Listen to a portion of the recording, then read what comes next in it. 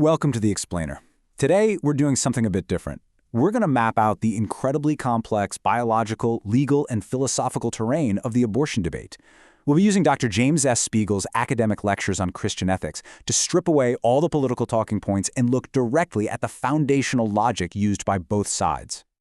Here's our roadmap for the day. First, the biology of gestation. Next, the legal and moral frameworks, followed by the ontological question. Then we'll wrap up with two famous thought experiments, Thomson's Violinist and Warren's Space Travelers. Let's get right into it. All right, Section 1, the biology of gestation.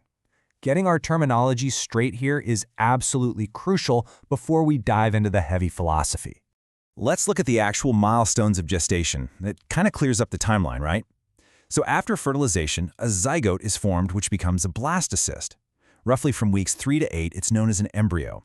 A heartbeat is usually detectable around the 6th week, and brain activity begins in the 7th. Moving forward, at roughly week 16, we reach what's called quickening.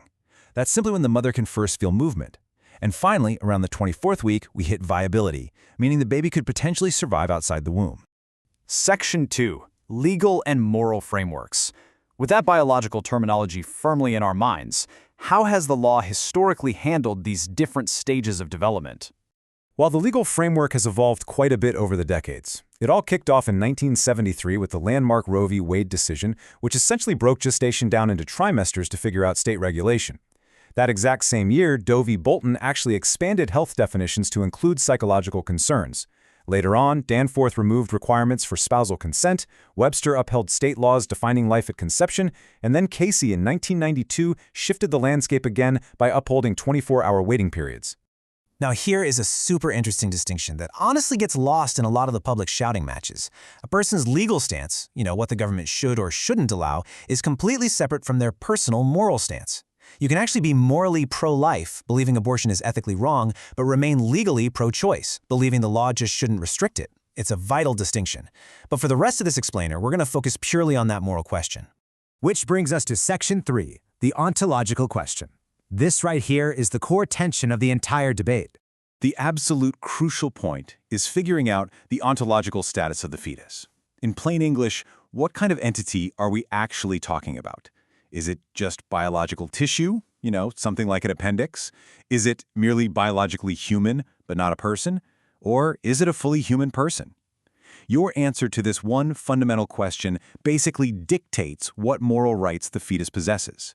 And ultimately, that decides exactly where you stand on the issue. Moving on to Section 4, Thomson's Violinist Experiment.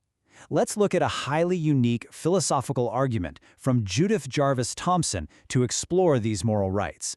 Rather than getting totally bogged down in the biological debate over exactly when life begins, Thomson does something really clever. She bypasses it entirely. She simply grants the premise, just for the sake of argument, that the fetus is a fully human person with rights. And that sets us up for a fascinating thought experiment designed to challenge our gut instincts.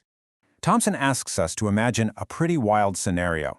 Suppose you wake up one morning in a hospital bed, mysteriously hooked up via IV to a world-renowned but unconscious violinist. You quickly find out you were knocked out and kidnapped by the Society for Music Lovers. Why? Simply because you happen to possess the exact ultra-rare blood type needed to keep this famous musician alive. So the doctors profusely apologize, right? But they tell you, look, unfortunately, you must stay hooked up to this violinist for exactly 9 months. After that, they'll be completely cured and you're totally free to go. Thomson poses a really tough question here. Even though we all agree the violinist is a valuable human person, does their right to life actually trump your right to just unhook yourself, walk away, and preserve your own bodily freedom? Most people's gut reaction is to instantly say, whoa, wait a minute, nobody asked me. You can't force me to do this. And that gut reaction is exactly Thomson's core argument. She argues that an individual is absolutely not morally mandated to suffer the extreme discomfort and restriction of 9 months of bodily attachment against their will. This, she claims, is a direct analogy to an unintended pregnancy.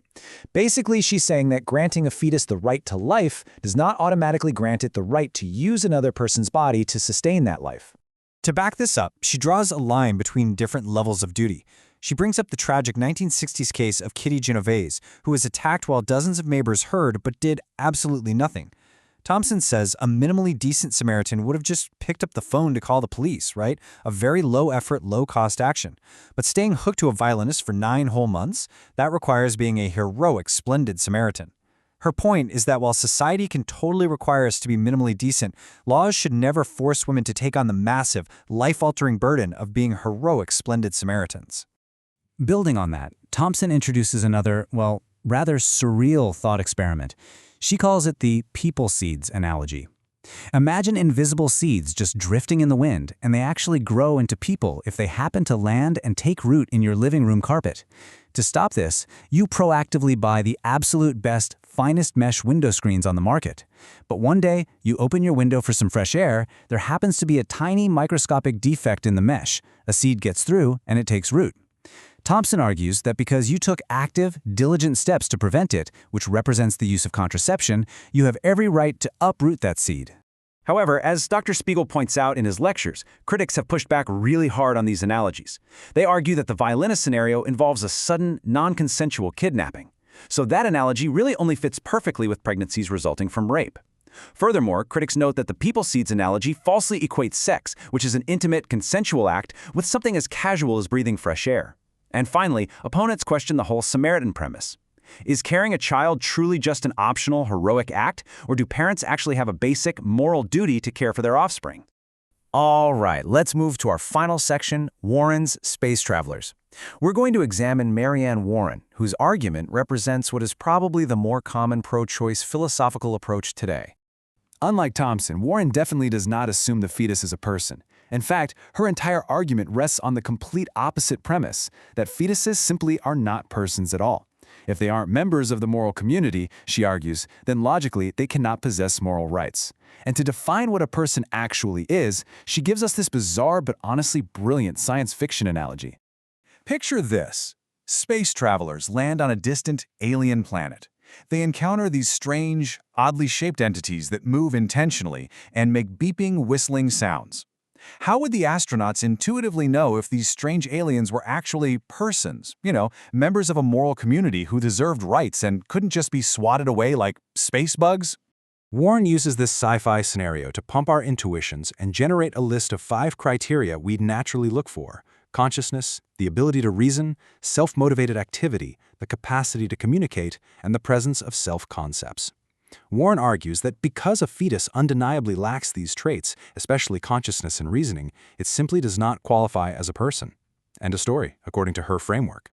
But critics are quick to point out a pretty subtle logical flaw here. Warren might actually be confusing sufficient conditions with necessary conditions. Let's break that down. Think of it like this. Oxygen is a necessary condition for a fire. Without oxygen, a fire is literally impossible. On the flip side, being born in the United States is a sufficient condition for citizenship. It guarantees you're a citizen, but it's not strictly necessary, right? Because you could also immigrate and be naturalized. So critics argue Warren's 5 traits might absolutely guarantee personhood, but they aren't strictly necessary to have it. And then there's an even heavier critique of Warren's criteria. Critics point out that a strict application of her 5 rules means newborn infants also wouldn't qualify as persons. Think about it. Newborns obviously cannot reason, they can't really communicate, and they definitely don't hold self-concepts. So her logic potentially justifies infanticide. Now, back in the 1970s, Warren actually acknowledged this. She kind of bit the bullet, stating that infanticide might be acceptable in some extreme circumstances, though she did argue it shouldn't worry us too much because adoption means other people usually have a vested interest in keeping the baby alive once it's born. As we're wrapping up, this explainer really highlights how deeply complex this issue is. When you strip away all the shouting, the slogans, and the politics, and you reduce it down to pure philosophical categories of rights, duties, and biological facts, it's a giant puzzle. The entire debate so often rests entirely on how we define those 2 key categories: humanity versus personhood. So, we'll end today with a really provocative thought from Dr. Spiegel. In modern debates, people almost always assume that person is a subcategory of human, meaning you can be human without being a person. But what if it's the other way around? If God, angels, or even highly intelligent aliens can be considered persons without being human, couldn't it be that a human is inherently a person just by sheer biological definition? If that's the case, the entire ethical landscape shifts. Something to chew on until next time.